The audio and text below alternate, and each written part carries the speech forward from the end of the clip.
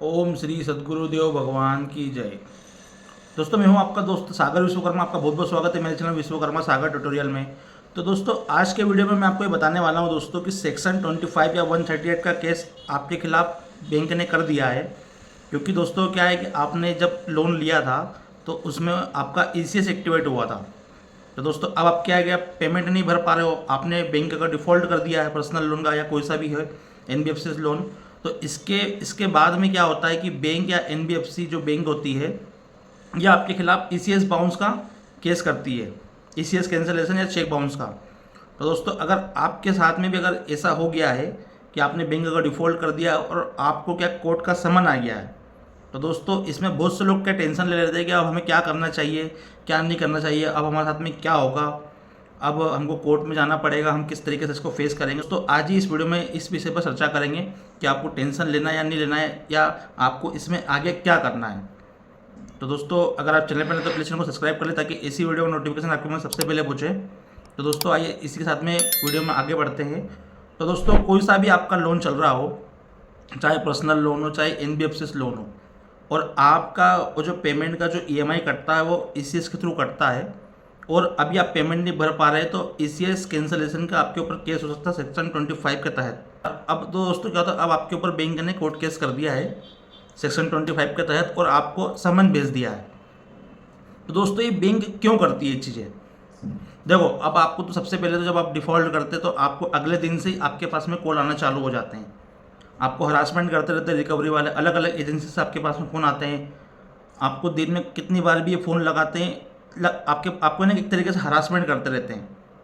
बहुत सी एजेंसी वाले आपके घर पे होम विजिट भी करवाते हैं। जब ये सभी तौर से ये लोग हार जाते हैं कि अब आप पेमेंट नहीं देने वाले हो, करीबन 5-6 महीना हो गया है, इसके बाद में फिर क्या है, ये एक्शन लेते हैं आपके खिलाफ। और अधिकतर मैंने ये चीज़ देखी है कि ये जो एक्शन लेते हैं ना, तो अभी तक मेरे जहाँ तक मेरे नॉलेज मेरे एक्सपीरियंस में आया हुआ है कि कम से कम अमाउंट, जैसे अभी हमारे 2 सब्सक्राइबर हैं जिनके ऊपर समन आ चुका है, एक 26,000 रुपये के लिए और एक मात्र 15,000 रुपये के लिए। दोस्तों बड़ा अमाउंट का तो अभी तक मेरे पास में ऐसा कोई नॉलेज में नहीं है, ना मेरे पास में आया हुआ है अभी तक, ना पर्सनल लोन वालों की तरफ से आया हुआ है, ना कि एनबीएफसी वालों की तरफ से आया हुआ है। एक नॉर्मल सा फाइनेंस है, चिन्मय फाइनेंस करके, अहमदाबाद की कंपनी, और अहमदाबाद के कोर्ट से ही ई कोर्ट का समन आया हुआ है। तो दोस्तों अब चलो ठीक है, ये सब सारी चीज़ें अपन ने समझ ली कि समन ये लोग भेजते हैं, और ये समन इसलिए भेजते हैं ताकि आप जो उनसे भी स्टेट में रहते हो, जो तो ये आपके घर से करीबन 500-1000 किलोमीटर दूर वाली स्टेट में ये आपके खिलाफ केस दर्ज करते हैं ताकि आपको परेशानी हो। जैसे ही आपके पास में सामान आता है, अभी तक तो ये लोग रिकवरी करते थे, घर पे आते थे, आप लोगों ने पेमेंट नहीं दिया, आपकी प्रॉब्लम इतनी बड़ी है, बट लेकिन अब आपको पास में समन आ चुका है। देखो सोशल मीडिया एक्टिव है, आपको सबको मालूम है कि क्या क्या चीज़ें होती हैं इस केस में। जब इंसान इस केसों में फंसता है ना, इस जंजाल में फंसता है, तो उसको नॉलेज और मिलती है और नॉलेज वो गेन करता है कि क्या क्या हो सकता है आगे, क्योंकि उसको भी उसके जीवन के बारे में निर्णय लेने का हक है, तो वो उन चीज़ों को समझता है। बहुत से लोग सोचते हैं कि यार पहले तो आपने जब लोन लिया तब आपको इतना ज्ञान नहीं था, अब आपने डिफ़ॉल्ट कर लिया, अब आपको इतना ज्ञान आ गया। तो दोस्तों क्यों नहीं आएगा? जब इंसान फंसा रहेगा, मुसीबत में आएगा, तभी तो रास्ते ढूंढेगा कि किस तरीके से क्या होता है, कि हमारे साथ में आगे क्या होने वाला है।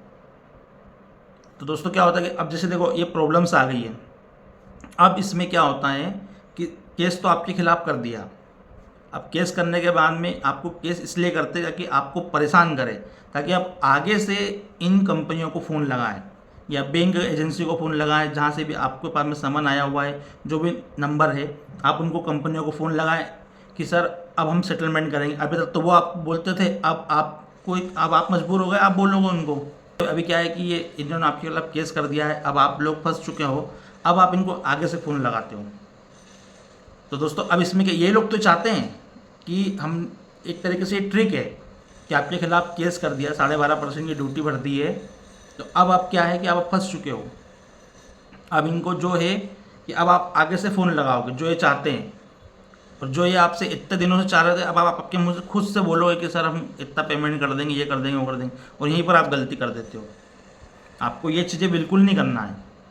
अगर आपके खिलाफ केस करा हुआ है तो वहाँ से भी जो लोकल वहाँ का जो एडवोकेट है उससे आप बात कीजिए और उनको बोलिए कि सर तो वहाँ पर हमारे बिहाफ पे एक एप्लीकेशन बनाइए रिक्वेस्ट वाली, और जज साहब को दीजिए कि सर हमारे जो क्लाइंट हैं ये इतनी दूर है, ये यहाँ पर आने में असमर्थ हैं। तो आपके बिहाफ पे एडवोकेट साहब भी वहाँ पे हाजिर हो जाएंगे और आपको यानी कि एक तरीके से सेटलमेंट या लोक अदालत के द्वारा आपका सेटलमेंट हो जाएगा कम से कम में। क्योंकि अभी ये मान के चलो कम से कम आपका 10,000 रुपये के लिए केस कर दिया है, तो जब आप इनसे बात करेंगे तो उसको 20,000 भी कर सकते हैं, क्योंकि आप फंसे हो। अब आपकी मजबूरी है, उनकी मजबूरी नहीं है। तो इसीलिए अगर आपको समन पहुँचाया हुआ तो आपको उससे डरना नहीं है।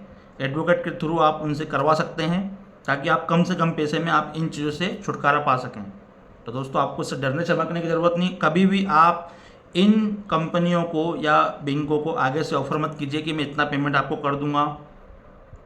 ये क्या है, आपसे वो पेमेंट नहीं, क्योंकि अब आपके खिलाफ तो केस कर दिया है, केस के थ्रू आपसे बात करेंगे, लेकिन आप आगे से ऑफर करोगे तो ये समझते हैं कि आप देना चाह रहे हो, और ये आपको पहले ही इन्हें बोल देते हैं ना कि अपन अपनी मजबूरी पहले ही बता देते हैं। अपनी मजबूरी किसी को बतानी नहीं है। अगर इन्होंने लीगल केस किया हुआ है तो आपको भी एडवोकेट के जरिए कोर्ट में अपना जवाब देना है। अगर आप नहीं जा सकते हो तो वहाँ पे एक रिक्वेस्ट कर सकते हैं कि सर हमारा बंदा जो आने में असमर्थ है, तो उनके ब्याह पे एडवोकेट साहब खड़े हो जाएंगे। तो इस तरीके से आप इन चीज़ों से छुटकारा पा सकते हैं। सेटलमेंट बिल्कुल होगा।